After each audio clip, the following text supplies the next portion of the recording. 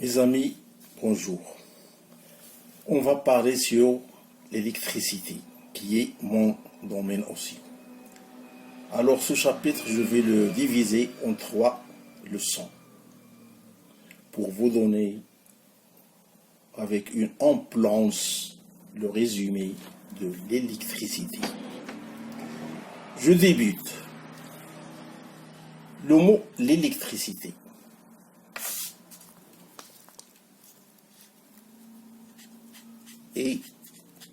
Électricité.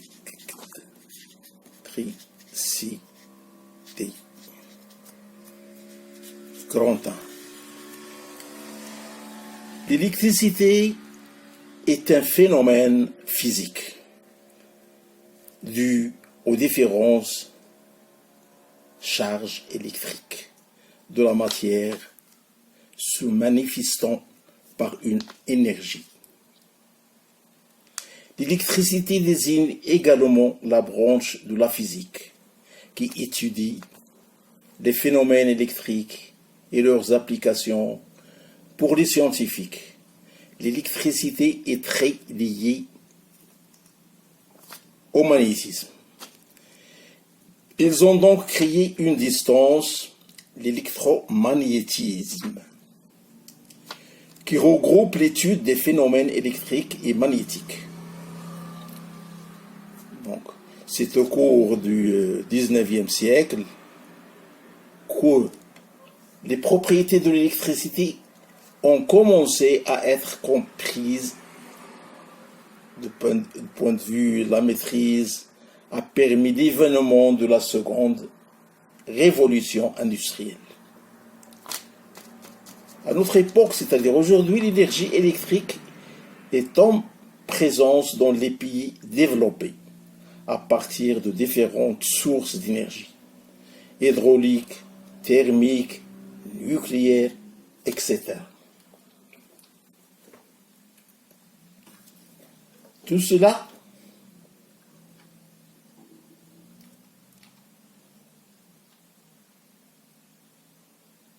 c'est-à-dire,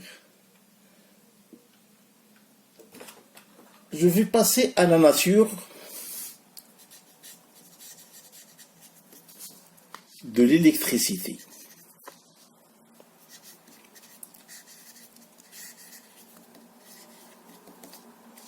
Alors, comme toute masse, la charge électrique est une propriété de la matière. À l'origine de certains phénomènes, personne n'a jamais observé directement une charge électrique. Mais, en étudiant certaines particules, par exemple les électrons et les protons, les scientifiques ont remarqué que ces particules n'avaient pas les mêmes charges et que bien souvent elles étaient opposées. Alors, des charges de nature opposée s'annulent. La matière ordinaire qui possède autant de périodes que des protons ou bien les électrons ont donc électriquement neutre. Contrairement à la masse, il existe deux types de charges, électriques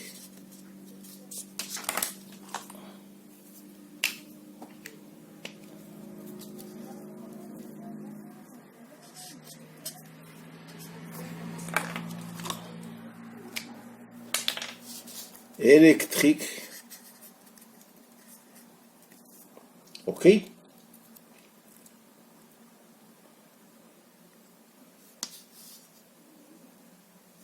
Donc, nature de l'électricité, l'électrique, de point de vue électrique, qui se comporte par exemple comme si elles étaient opposées l'une à l'autre. On les appelle donc par convention positive et négative. Par exemple, voilà aussi la charge positive et la charge négative. Alors, si on a une charge positive et on a une charge négative, il y a une attraction. c'est-à-dire il s'attire. Tandis que si on a une charge positive de même signe, on dit qu'il s'attire. Attraction. Il s'attire. Ok?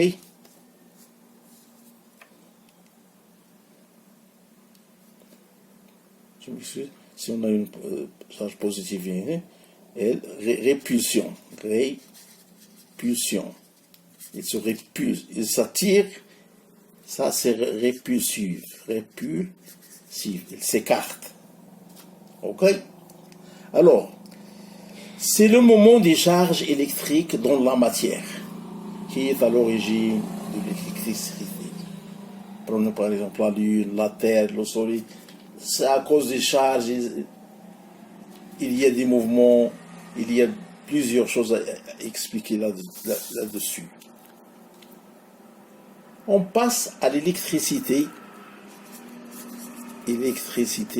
statique.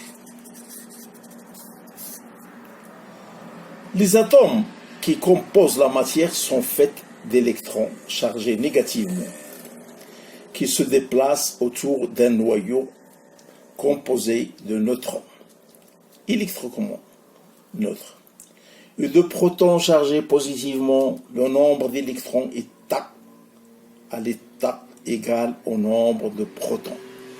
L'ensemble est électriquement neutre. Voilà.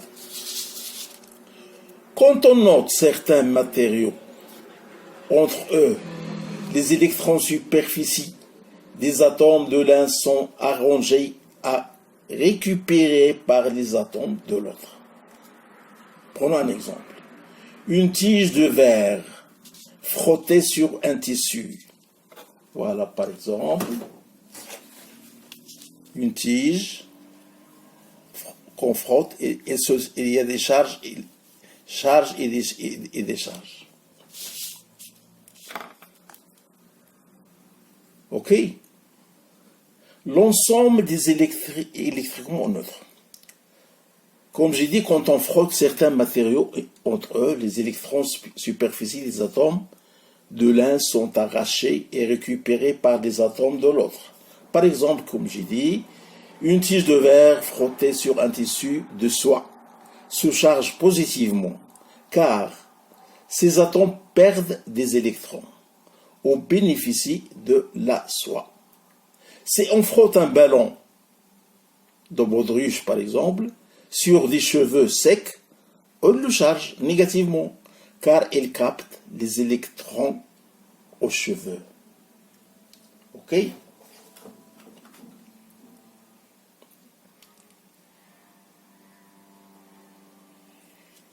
Si on prend aussi une règle en plastique, frottée sur des vêtements possède une charge négative. Elle peut alors attirer des petits morceaux de papier. La règle modifie par induction électrostatique la répartition des charges dans le papier. Les charges négatives de la règle repoussent les charges négatives à l'autre extrémité du morceau de papier. Bien sûr, elle attire les charges positives des atomes de papier. Donc, on parle d'électricité statique, car les charges électriques ne peuvent pas circuler. Elles sont piégées dans des matériaux isolants. Le plastique, le verre, le papier, etc., qui résistent à la circulation des charges, il est toutefois possible de leur associer. Jusqu'à ici, ça va. Un courant électrique détachable directement ou par le champ magnétique qu'il crée, en mettant en mouvement les matériaux chargés. Voilà. Donc, électricité statique. Maintenant, le courant électrique. Il existe aussi des matériaux conducteurs, comme les métaux, de l'eau salée, le corps humain, ou le graphite par exemple, qui permettent aux charges électriques de se déplacer facilement. D'accord? Lorsqu'on marche sur une moquette, le frottement des pieds sur le sol arrache des électrons et le corps se charge. Bien sûr, il se charge d'électricité statique. Quand on touche une poignée de porte métallique, on ressent alors une petite décharge électrique, accompagnée d'une étincelle, causée par le déplacement brutal des charges électriques, s'écoulant vers le sol à travers les matériaux conducteurs de la porte.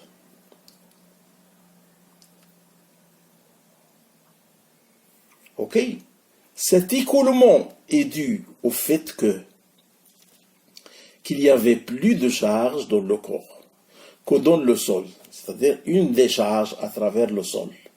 Comme deux charges de même nature ont tendance à se repousser dans un conducteur, elles vont chercher à se déplacer vers le point le moins chargé.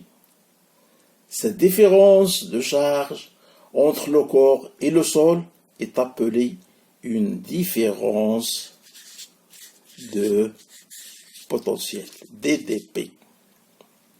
D'accord? Pour créer un courant électrique, il faut donc un circuit de matériaux conducteurs qui permettra aux charges électriques de se déplacer et un système capable de créer une différence de potentiel entre les deux extrémités du circuit. Ce système est appelé un générateur. Ce peut être par exemple une pile ou une dynamo. Donc je vais m'arrêter sur cette première leçon. Je vais passer au deuxième chapitre, toujours dans l'électricité. Je vais parler maintenant sur le sens du courant. Dans un circuit électrique, on dit que le courant électrique, noté I, circule entre les électrodes depuis le pôle positif vers le pôle négatif du générateur. Ce sont ces courants conventionnels, puisque le courant peut aussi bien être causé par des charges positives qui seront attirées par le pôle négatif ou du générateur que par des charges négatives. Comme on dit, il y a une attraction, une répulsion, qui sont attirés par le pôle négatif du générateur, que par des charges négatives qui se déplacent au sens inverse, vers le pôle positif. Ok? C'est ainsi que dans un fil électrique, là,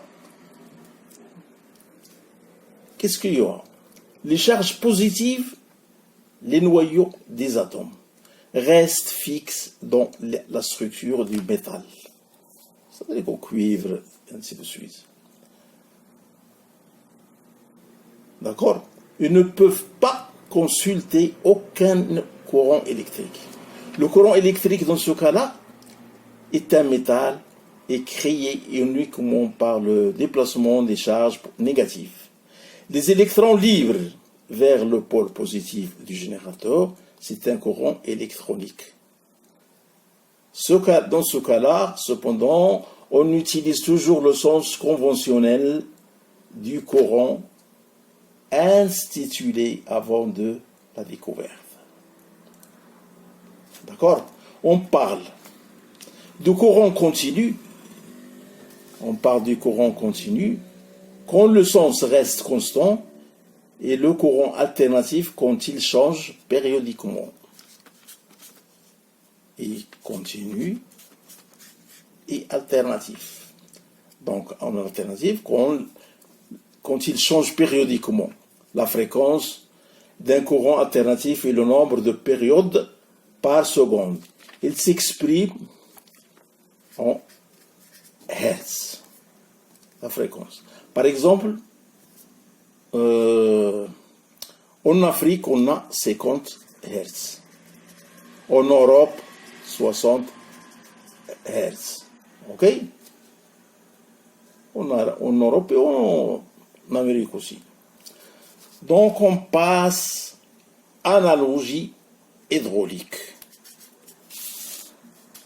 Donc, je m'excuse, je parle en gros sur le mot électricité, hein, pour vous donner une idée vaste. Analogie hydraulique. Analogie hydraulique. D'accord? Donc, pour comprendre certaines propriétés du courant électrique, il est intéressant de le comparer à de l'eau circulant dans un circuit de tuyaux. Voilà. Le générateur peut être alors vu comme une pompe chargée de mettre en pression ce liquide dans le tuyau. Donc la circulation de l'eau en grand. La différence de potentiel ou tension ressemble alors à la différence de pression entre deux points du circuit d'eau. Elle est notée U. D'accord? Et exprimée en volts. Donc on va assimiler directement la pression au passage de courant. L'intensité du courant électrique peut être rapprochée au débit d'eau dans le tuyau. Elle mesure le nombre de charges qui passent chaque seconde à un point du circuit. Il est souvent noté courant et mesuré en ampères mètre. D'accord? La résistance d'un circuit électrique serait alors analogue au diamètre des tuyaux. Plus qu'un tuyau est grand, plus qu'un tuyau est petit, selon sa surface. Plus les tuyaux sont petits, plus il faut de pression pour avoir le même débit. De façon analogue, plus la résistance d'un circuit est élevée, plus il faut une différence de potentiel, dP. D'accord. Pour avoir la même intensité, la même intensité, la résistance électrique mesure donc la faculté de freiner plus ou moins le passage du courant. Il est noté R, la résistance. Et elle est exprimée en ohm. D'accord? Il est possible de pousser cet analogue beaucoup plus loin, mais il est important de garder à l'esprit qu'il y a des limites et que certaines propriétés du courant électrique s'écartent sensiblement.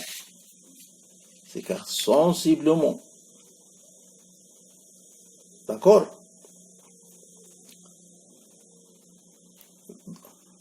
Par rapport au fluide, de la base du fluide, le tuyau et les pompes.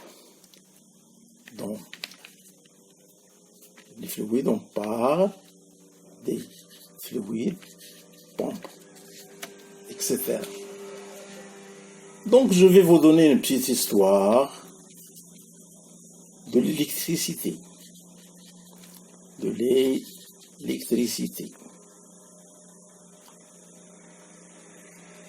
Donc, l'électricité est un mot provenant du grec, signifiant ombre jaune. Les anciens Grecs avaient découvert qu'en frottant l'ombre jaune, celui-ci produisait une outrance sur d'autres objets.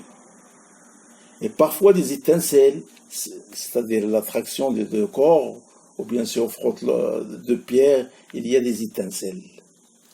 Ils ont donc appelé cette force électricité.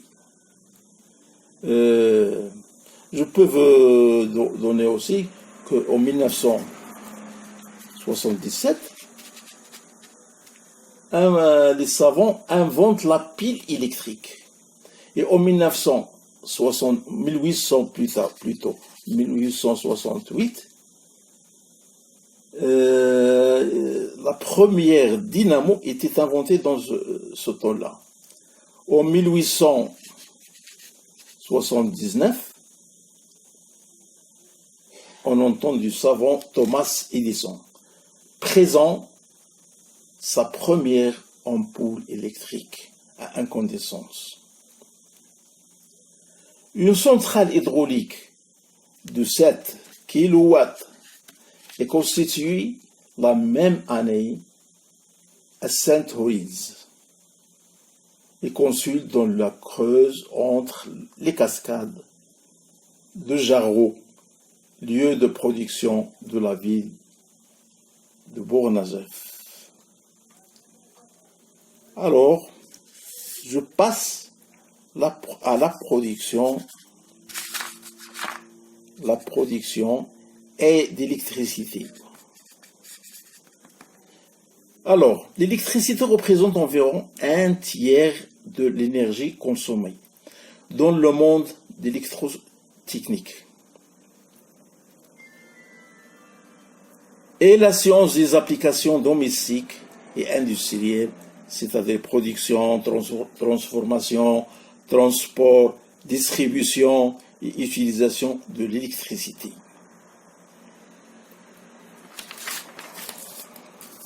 La méthode la plus courante pour produire de grandes quantités d'électricité est d'utiliser un générateur, c'est-à-dire convertissant une énergie mécanique en une tension alternative. Okay? D'une manière générale, la source n'est pas forcément mécanique. On peut penser aux piles et aux panneaux solaires, par exemple. Cette énergie d'origine mécanique est la plupart du temps obtenue à partir d'une source de chaleur, issue elle-même d'une énergie, bien sûr qu'elle soit naturelle, telles les énergies fossiles, pétrole, nucléaire, etc. Ou bien, tout simplement, une énergie renouvelable, l'énergie solaire. On peut également directement utiliser une énergie mécanique à l'énergie hydraulique ou bien à l'énergie éolienne. D'accord? On passe au transport et distribution. Le courant qui circule sur le réseau électrique est le plus souvent alternatif et triphasé, car le plus économique à produire et à transporter, alors que la consommation finale a besoin de courant à basse tension qu'on a dans les domestiques. Moins dangereux à utiliser. Il est plus économique de transporter un courant à très haute tension sur des longues distances. En fait, à puissance constante, si l'on augmente la tension, alors on réduit la densité du courant, puisqu'on a puissance est égale à U, I. Et donc également,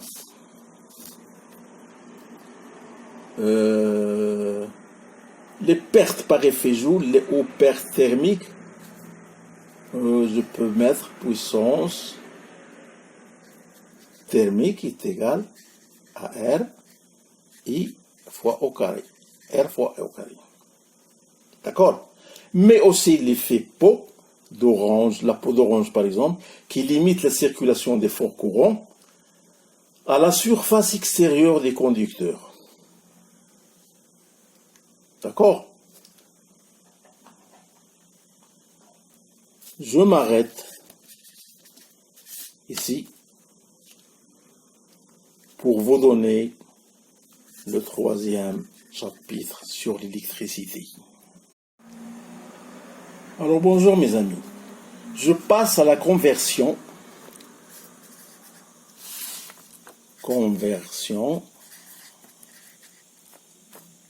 transformation.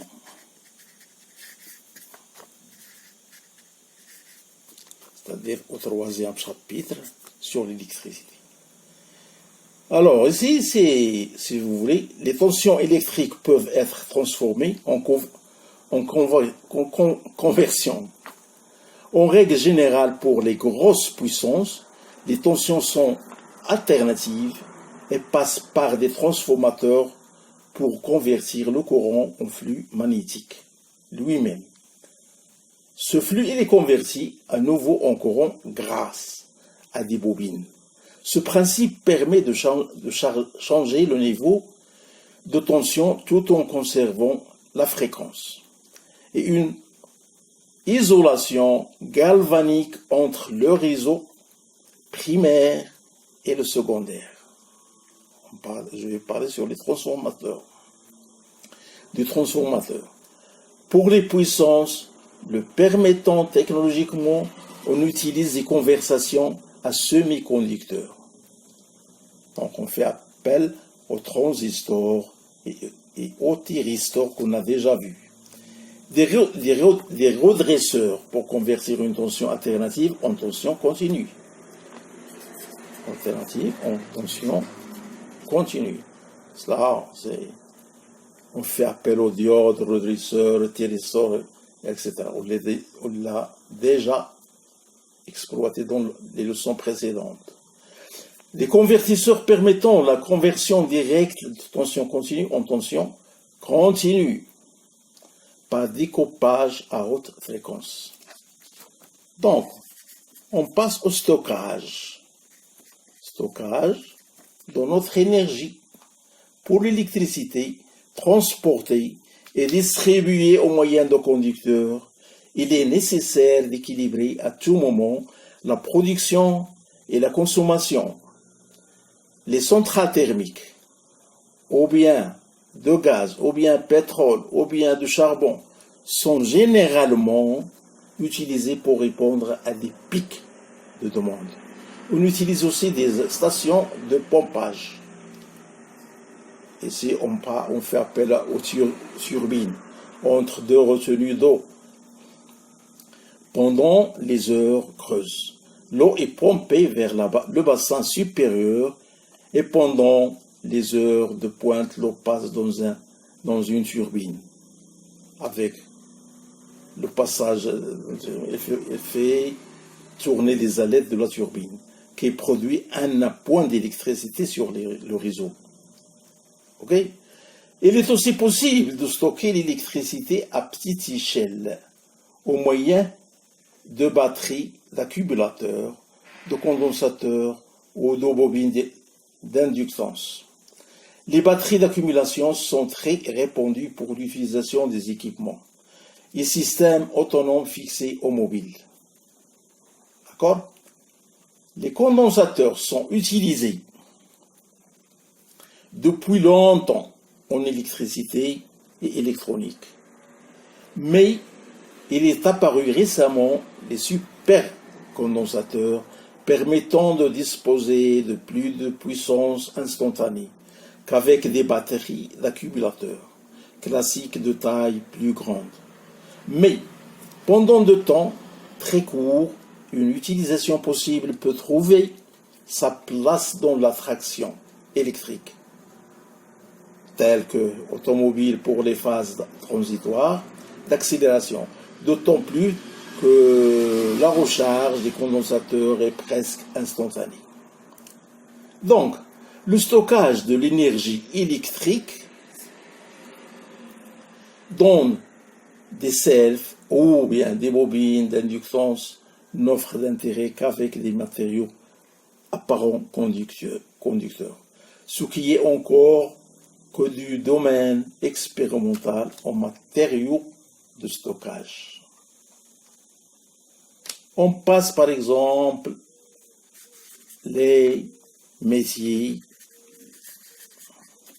d'électricité. L'électrotechnique est une technologie qui peut être pratiquée par un ingénieur, un électrotechnicien, un dessinateur, projecteur, etc. Le bobineur est un technicien qui réalise les circuits magnétiques, comme ceux des moteurs ou des générateurs. Le moteur, câble, réalise les armoires de commande et il possède au raccordement. Les électriciens câblent les réseaux basse tension dans le bâtiment, l'industrie, le tertiaire et la marine, l'aéronautique ou bien l'automobile par exemple.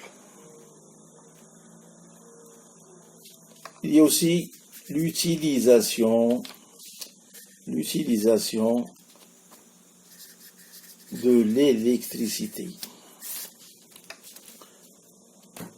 Aujourd'hui, par exemple, l'électricité sert pour l'éclairage,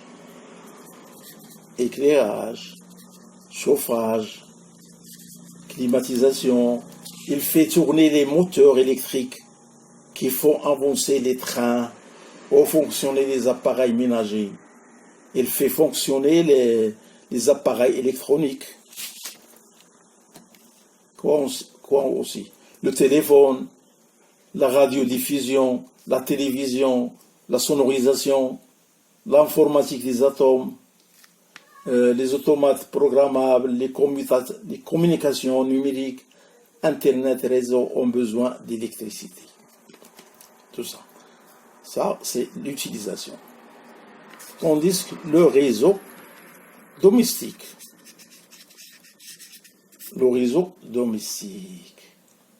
À part les appareils à piles ou les batteries d'automobile, la majorité de l'électricité utilisée dans la vie quotidienne provient du réseau électrique. Chaque habitation est reliée au réseau par l'intermédiaire d'un tableau qui contient au moins un compteur destiné à la traduction, tel que facturation ainsi qu'un disjoncteur servant d'interrupteur général et permettant de protéger l'installation de ce disjoncteur, sorte deux conducteurs qui alimentent l'installation domestique. Si vous voulez, la phase et le neutre. Et parfois deux conducteurs de phase supplémentaires dans les installations triphasées. On trouve un troisième conducteur pour la mise à la terre. D'accord? On trouve ensuite un tableau de fusibles, ou de moyens de sécurité, ou de disjoncteurs distribuent le courant dans les différents circuits de la maison. On prévoit généralement des circuits spécialisés par les appareils qui ont besoin de beaucoup de puissance, tels que four, cuisinière électrique, lave-linge, lave-vaisselle, chauffe-eau, etc. Normalement, par pièce, un circuit pour l'éclairage et un pour les prises électriques. D'accord? L'utilisation. On utilise des interrupteurs pour ouvrir ou fermer les circuits électriques. Il est possible d'utiliser des montages spéciaux comme on va et vient. On va voir dans la leçon prochaine. Va et vient, allumage simple allumage, double allumage. Ok? C'est ce que j'ai dit, on utilise les interrupteurs pour ouvrir ou fermer les circuits électriques. Il est possible d'utiliser des montages spéciaux comme un va-et-vient, comme j'ai dit, et un multi-télérupteur qu'on souhaite créer plusieurs points de commande, par exemple, à chaque bout d'un couloir. Alors, application. Application, si vous voulez, industrielle. L'électrolyse sert à fabriquer, par exemple, l'aluminium, à plaquer les bétons. Les moteurs électrons servent à fournir de l'énergie de fonctionnement de machines, les arcs électriques, etc. On passe au santé et électricité. Alors, l'électrisation est le passage de courant électrique dans le corps humain. Quand le courant est trop fort, cela peut, par exemple, entraîner des brûlures ou un arrêt cardiaque. On considère habituellement qu'une tension de plus de 50 volts alternatif est assimilable à 120 volts continu, présente un danger potentiellement mortel. Alors, les conséquences d'une électrisation dépendent de la nature de la tension alternative ou bien continue, de la résistance du corps humain, généralement admis comme étant 5000 ohms et 500 ohms selon les individus. Ça, c'est dans l'eau. De l'amplitude du courant circule et du temps de passage de ce courant, il est couramment admis, quels que soient sur lesquels se basent les règles de sécurité. C'est-à-dire, au-dessus de 20 milliampères, danger de fibrillation cardiaque. 6 passages par le cœur. Donc, en-dessus de la très basse tension, comme j'ai dit, 50 volts alternatif et 120 volts continu. Peu de danger pour l'homme. C'est-à-dire U, par rapport à la résistance, est inférieur à 30 milliampères. Au-delà de cette tension, le danger est bien réel. C'est-à-dire, au-dessus de 1000 volts, danger même sans être au courant, car l'ionisation des électrons de l'air autour du conducteur, les distances approchent minimablement sans évaluer, d'où l'interdiction dentaire dans la transformateur électrique. Comme ça, je mets fin à ce chapitre.